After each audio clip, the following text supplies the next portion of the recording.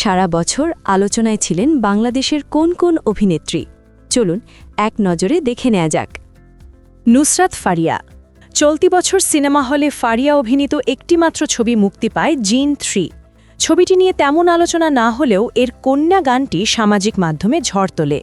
এছাড়া চলতি বছরের মে মাসে হজরত শাহজালাল আন্তর্জাতিক বিমানবন্দর থেকে গ্রেপ্তার হন অভিনেত্রী, পরে অবশ্য জামিনে মুক্তি পান। সব মিলিয়ে বছর জুড়েই আলোচনায় ছিলেন তিনি। সাবিলা নূর। 10 বছরের ক্যারিয়ারের পর সাবিলা মূলধারার বাণিজ্যিক সিনেমায় পা রাখেন চলতি বছর। শাকিব খানের সঙ্গে তাণ্ডবে তার রসায়ন ছিল বছরের অন্যতম আলোচনার বিষয়।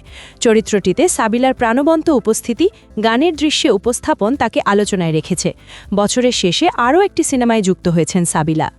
পূজা চেরি। শিশুশিল্পী হিসেবে শুরু থেকে পূজা এখন ঢালিউডের প্রতিষ্ঠিত মুখ। চলতি বছরে মুক্তি পাওয়া টগরে জয়িতা চরিত্রে তার অভিনয় ছিল বাস্তবধর্মী। কয়েক বছরে তার ক্যারিয়ারে ওঠানামা থাকলেও এই সিনেমা তাকে নতুন করে আলোচনায় আনে। সামাজিক মাধ্যমে তার উপস্থিতি আর নতুন ছবির শুটিং মিলিয়ে বছর জুড়েই আলোচনায় ছিলেন তিনি। শবনম বুবলী।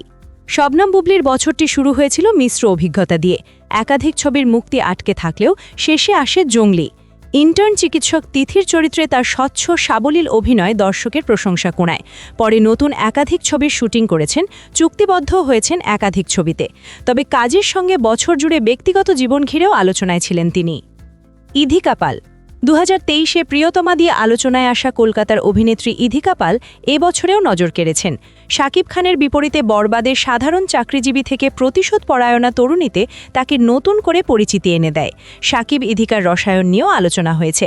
বছর জুড়ে আরও কয়েকটি বাংলাদেশি সিনেমায় ইধিকার অভিনয়ের খবর শোনা যায়, কোনোটাই অবশ্য পরে সত্যি হয়নি।